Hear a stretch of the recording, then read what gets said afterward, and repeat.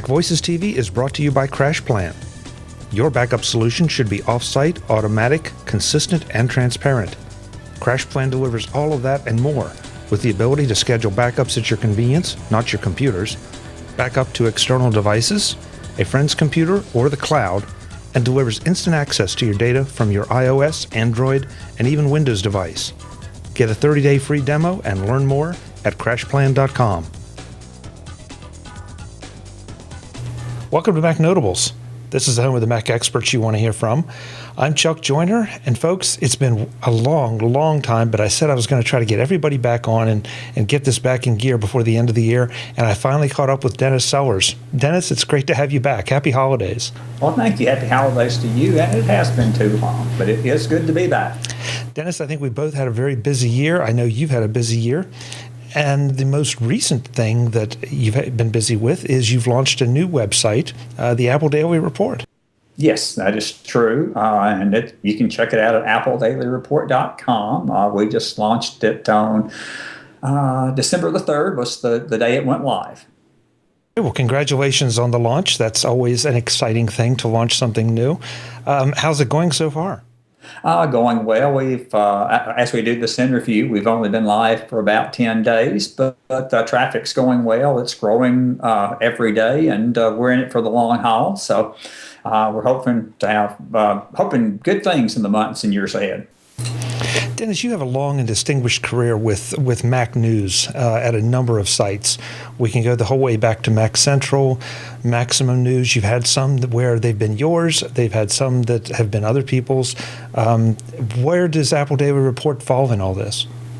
Okay.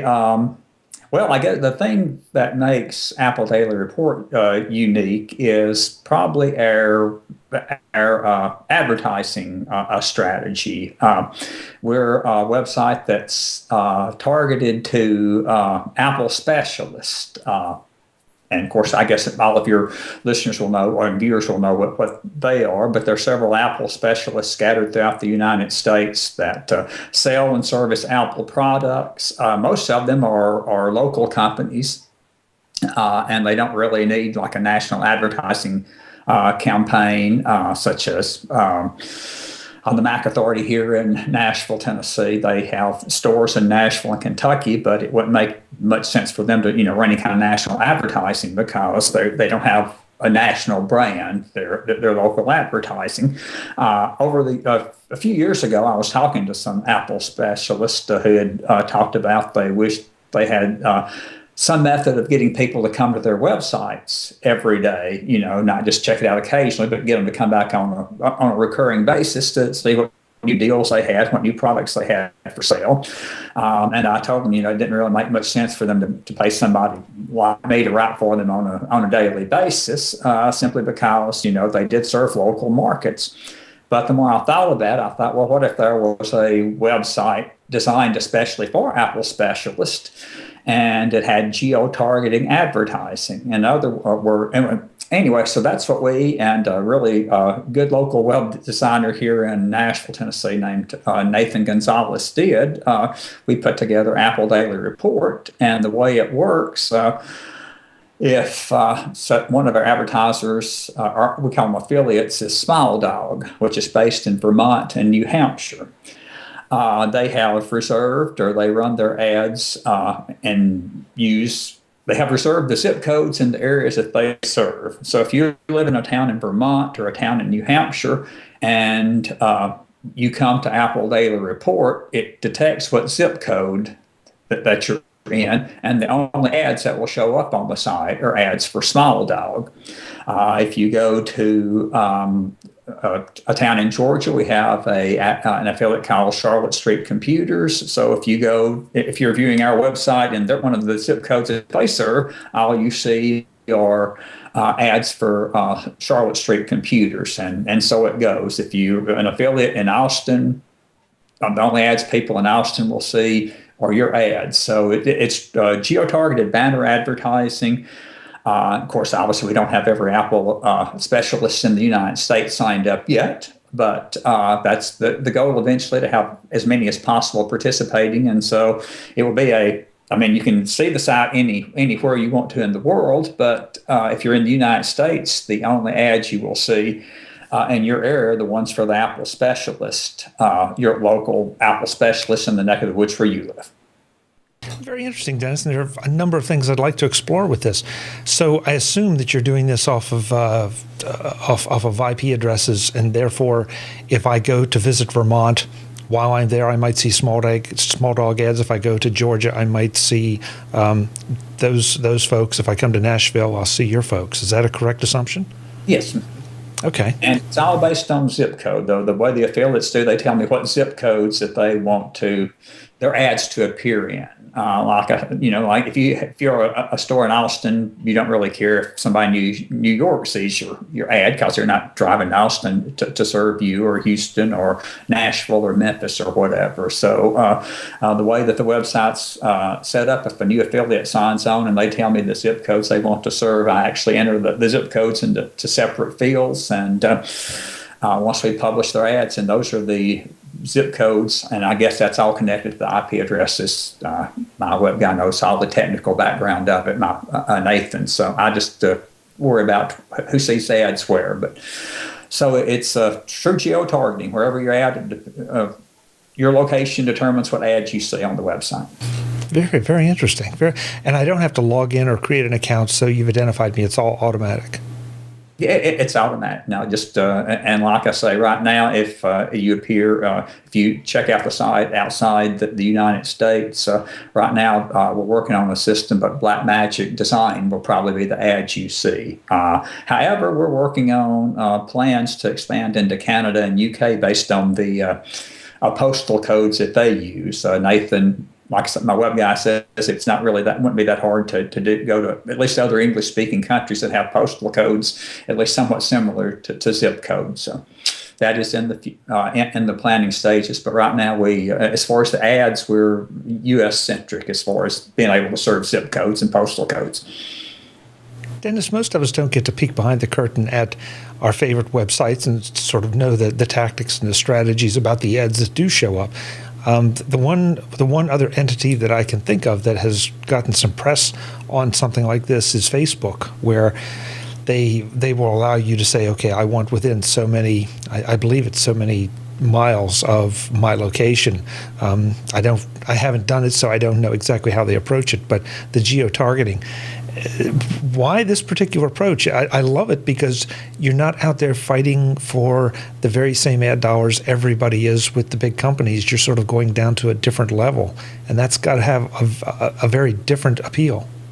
Well, that's what we hope that the long term will show, and that is mainly the reason I did it, simply because I was talking to some Apple specialists that wanted basically content on their websites to get people coming back on a regular basis. And this way, I mean, if you're in Vermont and you come to Apple Daily Report, it looks like a small dog site. I mean, as far as the advertising, you have content that's updated throughout the day.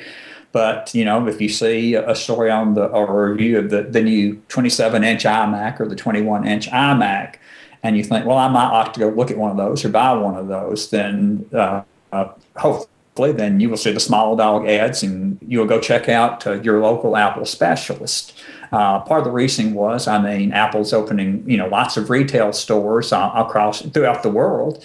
And it's a little bit harder, I think, for Apple specialists and stores like that to get, to get noticed, to get word out that, hey, we're here and this is what we're selling. So I thought it would be a good thing to help Apple specialists, and I thought, as far as I was concerned, it would be a different approach to advertising. And like you say, so there's no point in Dennis trying to compete for the same ads as Macworld or the Mac Observer or other websites like that. And so this gives advertisers a different approach, and it gives me a different strategy for trying to make the website work. And I have to say, I especially like the idea of appealing to Apple specialists for this. Take nothing away from the Apple stores. We all know them. We all love them if they're accessible to us. But there are some really terrific independent Apple specialists out there who are great for purchases, for service, for all kinds of things. I really love the fact that they now have a way to reach people in their area without having to waste money going elsewhere or relying on the more traditional things like TV ads or, I guess, mailers or whatever that frankly seem to be less and less effectual. Well, hopefully as the word spreads and their readership grows, I mean, if someone comes to Apple Daily Report, they're obviously interested in Apple products. You could buy an ad in a newspaper, and a lot of people would see it, but, who knows how many of those people will actually be interested in buying an iPad or a Mac or an iPod or something like that. But, the viewers that come to our website are people interested in Apple products. So you already have an audience that's interested in what you sell. And as time goes by, then we hope to direct, the people that come to our site to their local Apple specialist. Again, I'm a big fan of the Apple retail stores. We have a couple here in the Nashville area, and they're great. But there are some areas that the Apple retail stores don't serve, and there are some services that they don't offer that some Apple specialists do. So hopefully, we'll find this a win-win situation for those of us who are on staff here at Apple Daily Report, and then for the Apple specialists themselves. Let's shift from the advertising model over to content. You have always been known as a guy who delivers a lot of information that if I follow one of your sites, I'm going to get quite a barrage of diverse tech information that has a Mac and Apple focus. Is that the way Apple Daily Report is put together? Yes, it is. We have reviews. We have news, we have feature stories, we have opinion pieces, we have a daily cartoon, and then we've got some other things in the works that will have more unique content. I guess I shouldn't mention them until I see if they're actually going to work out or not, but there's other people that sort of like the interesting approach that we're doing. So we're talking with some other companies and organizations about partnering with them for some more original content along the lines of tutorials and particularly with an enterprise focus on how do you make Macs work in the business place and the workplace, and what products work for those. So yeah, we have we run the gamut of different kind of articles of things that I've done over the years, and we hope to have more video once we get all the pieces in place, more video reviews and that sort of thing.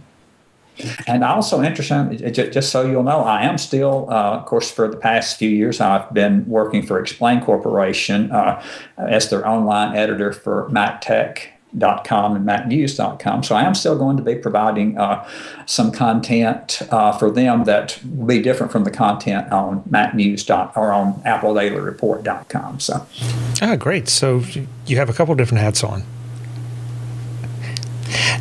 Dennis, I have to ask, the last time you started something of your own, I believe, was Maximum News.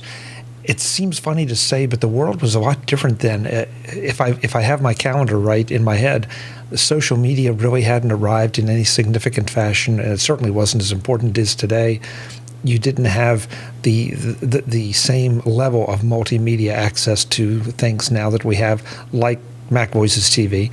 We were doing Mac Notables, but not MacVoicesTV. Does any of that factor in the way you approached launching the new website or designing either the actual design of the site or the content?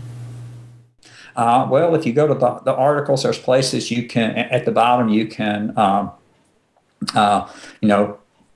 click and link a story to a Facebook page, and we do have an Apple Daily Report Facebook page. You can tweet URLs to articles to other people if you like them, and then we have links to where you can send URLs or interesting things that you find interesting to places like Dig and Delicious. So yes, we are trying to incorporate a lot of the new media. Of course, that is somewhat, it involves a learning curve on my part to know how to do this most effectively, because like you say, when I first started in the Apple journalism business, and I guess it was 20 years ago or more with Mac Central and Stan Flack in the game there, you didn't have the Facebook and the Twitter and everything. But hopefully old dogs can learn new tricks. But we are trying to incorporate the social media and some of the new technology. And then, of course, one of the things that's different now, say I launched Maximum News several years ago before it was acquired by Explain Corporation and rolled into their content, simply because the economy, may be getting a little bit better, but the economy is tough. And unless I had figured out a different approach to advertising, I probably wouldn't have tried this, simply because people only, the big companies or the companies that do advertising on other sites and publications, they only have so many dollars to spend on ad dollars. And, they're probably not going to be interested in spending it on a new site until I had proven myself. But this way, like I say, I have a core group of advertisers that hopefully can take advantage of, low advertising. And there are people that probably nobody else is approaching to sell ads to. Yeah. Again, it's differentiation, and it's interesting that instead of trying to necessarily primarily differentiate through content or presentation, that you're trying to do through advertising. I like the idea. It's a very interesting concept. Well, thank you. Dennis, the other thing that's changed since you launched launch Maximum News, is just the world of Apple. That first of all, Steve Jobs is gone. We have iPads now and iPad minis, and the iPhone is still going wild. We have unbelievably powerful new Macs. Is it really that much difference, or is it more just the more things change, the more they stay the same? Well, in some ways, the more they change, the more they stay the same. Actually,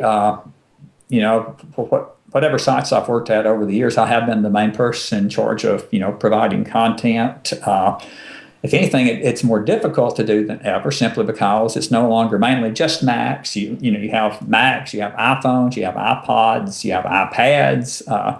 So there's a lot more things to keep track of than there used to be. It also makes it more fun, I have to admit. And of course, that's one of the reasons why when I was trying to come up with a name for the website, I decided something with Mac in the title was probably not the best. If you were going to launch a new site, something that encompasses the whole range of Apple products and not just the Mac. Even though I'm as big a Mac fan as I ever was, a website like mine is going to cover a whole lot more than just Mac products. And one thing as far as coverage goes, one thing that could kill a person is trying to cover all the iOS product announcements that come out every day. Of course, I subscribe to several PR services, and there'd be absolutely no way I could do an individual story on every new iOS app that's announced. So what I do is just round them up at the end of the day and put them in one story with just a brief summary, because, you could have 100 stories a day just on the new iPad or iPod app or iPhone app that somebody has announced.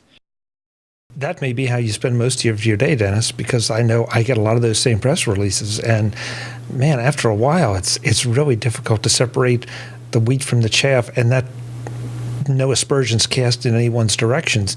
It's just that in my particular case, kids things, games, that's just not sort of what I look at or pay attention to.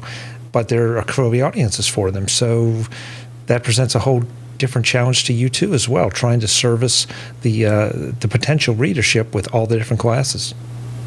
Well, and like I say, what I do, there's each morning there's the latest iOS apps, and what we do is just do like a couple of sentence summary of the new apps. There's simply no time to cover the updates, the 1.1, the 1.02 iOS app updates. We just run a list of the newest ones, because unless you had someone on staff just to cover iOS announcements, that's really all you can do, because there are just so many that are announced each day. Dennis, one other thing I want to make sure I don't forget, that you and I had talked about possibly you doing some special Mac user group focus pieces, and I want to give you a chance now to mention that and tell people how they go about it if they're in the Mac user group and would like to see their group featured. Well, what I do, I have a form worked out, and we'd be happy to do, a weekly spotlight on one of the mugs out there. There are many, and many still out there, and they still, offer a valuable service to a lot of the people that their membership and everything. So anyone that's in a mug that's interested in me profiling their article, you can drop me an email or whatever, and I will send you the form and fill that out, and then we will put it up on Apple Daily Report. Also, I do a monthly newsletter that is sent out to subscribers, and make it available to the Apple specialists that are affiliates. And so they're also available. Mac user groups can take those and customize them however they wish and give them out to their own members if they want to. It's free. There's no charge for that. I can just send in the template or the monthly publication in Pages format, and they can, add their own individual news in it and give it out to their members if they wish. So again, something free, just something a little extra. Dennis, I should say, you've always been a big supporter of Mac user groups, and I'll appoint myself spokesman for everybody and say thank you, because from the day we met, you've done that, and it's much appreciated. It's sort of like some of the local Apple resellers. Mac user groups do a lot of great things.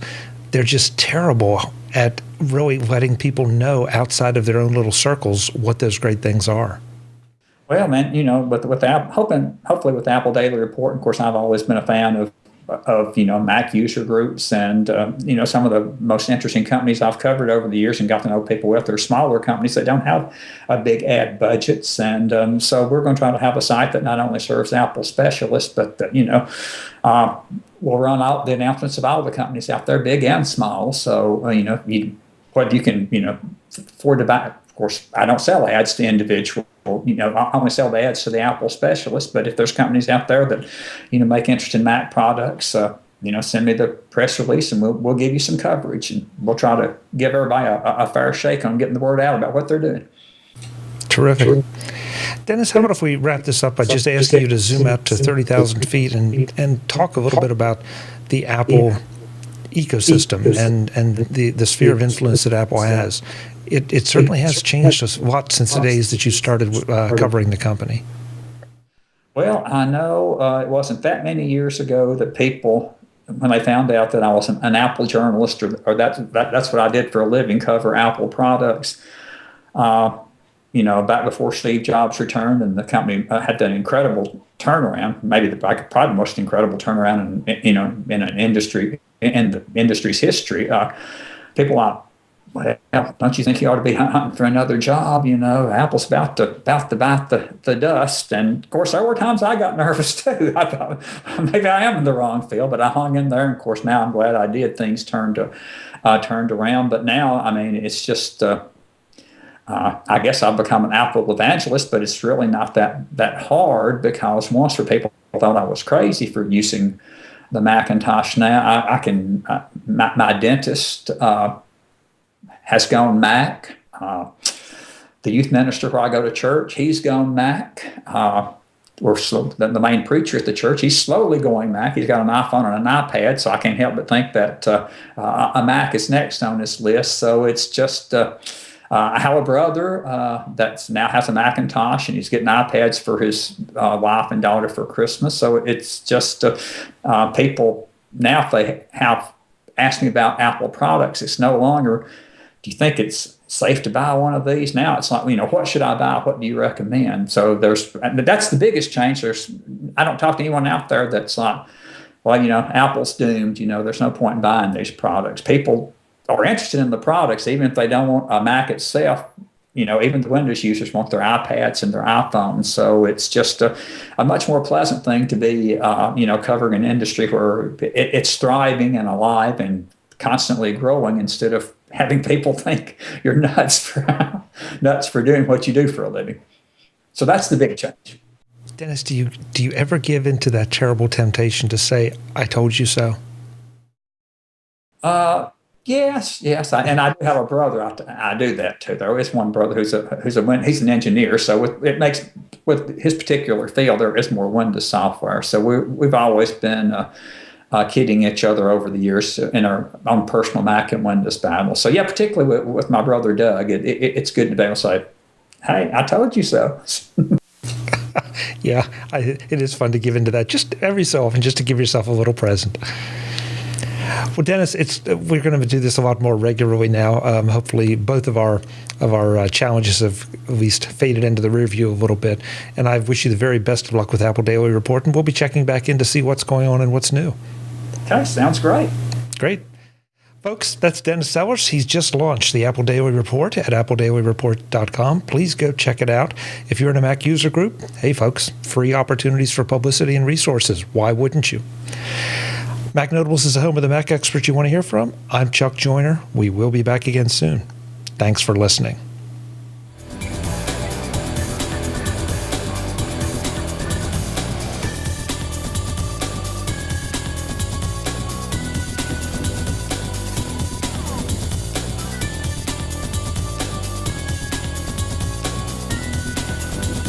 Mac Voices TV is part of the Mac Voices Group at MacVoicesGroup.com. Advertising handled by Backbeat Media at BackbeatMedia.com.